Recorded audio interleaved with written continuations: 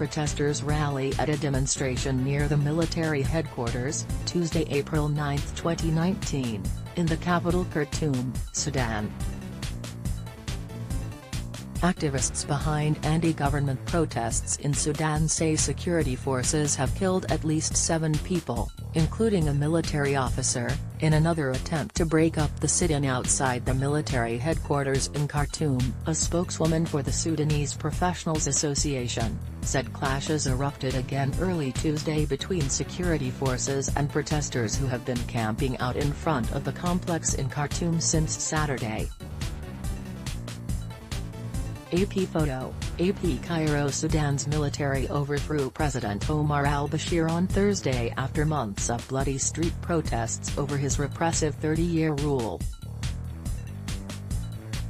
But pro-democracy demonstrators were left angry and disappointed when the defense minister announced the armed forces will govern the country for the next 2 years. Al-Bashir's fall came just over a week after Algeria's long-ruling, military-backed president, Abdelaziz Bouteflika, was driven from power. Together, the developments echoed the Arab Spring uprisings 8 years ago that brought down entrenched rulers across the Mideast. But like those popular movements of 2011, the new ones face a similar dynamic, a struggle over what happens after an autocrat's removal.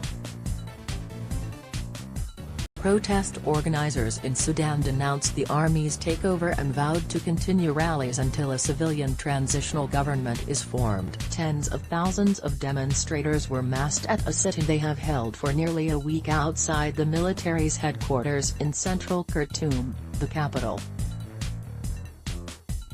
After the televised announcement of al-Bashir's arrest by Defense Minister Awad Mohamed Ibn Auf, who is under U.S. sanctions for links to atrocities in Sudan's Darfur conflict, many protesters chanted angrily, "The first one fell, the second will, too."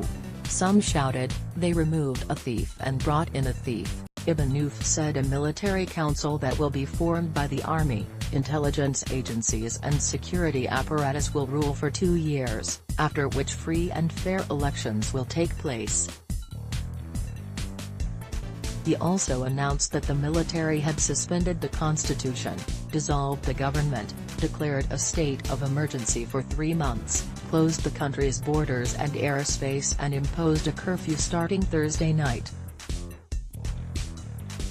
In the wake of the coup, international human rights groups urged Sudanese military authorities to hand over the 75-year-old al-Bashir to the International Criminal Court, where he faces charges of war crimes, crimes against humanity and genocide for his deadly campaign against insurgents in the country's Darfur region.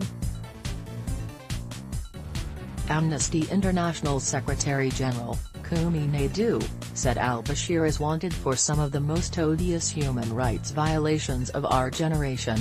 Al-Bashir, whose whereabouts were not immediately known, came to power in a coup of his own in 1989, backed by the military and Islamist hardliners.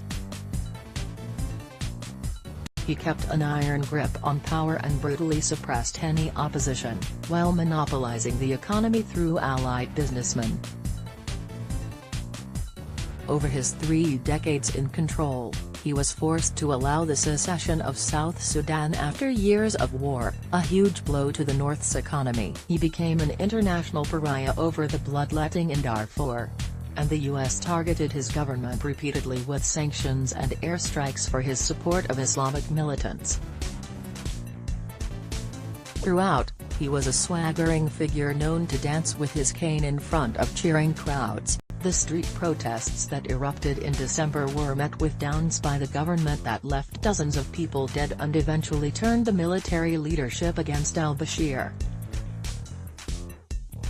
Several times in the past week, army troops trying to protect the rallies exchanged fire with security forces. The protests, involving a mix of young activists, students, professional employee unions and opposition parties, were initially fueled by anger over the deteriorating economy but quickly turned to demands for the president's ouster, and gained momentum last week after Bouteflika's resignation in Algeria.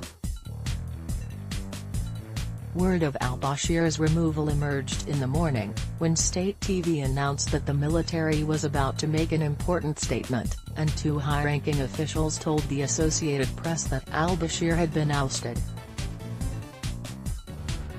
That prompted thousands of protesters to march toward the center of Khartoum, cheering, singing and dancing in celebration. The announcement finally came hours later, from Ibn Auf, a key power figure in al-Bashir's regime. The defense minister, the head of the Supreme Security Committee, announced the uprooting of this regime and the seizing of its head, after detaining him in a safe place, he said. He denounced al-Bashir's government for bad administration, systemic corruption, absence of justice, adding, "The poor became poorer and the rich became richer. Hope inequality has been lost." He also said al-Bashir's down against protesters risked splitting the security establishment and could cause grave casualties. Maryam al-Mahdi, a leading member of the opposition Umma, called the military's takeover a dangerous move. "Our demands are clear, we don't want to replace a coup with a coup," al-Mahdi said. Security forces have come down hard on the protesters with tear gas.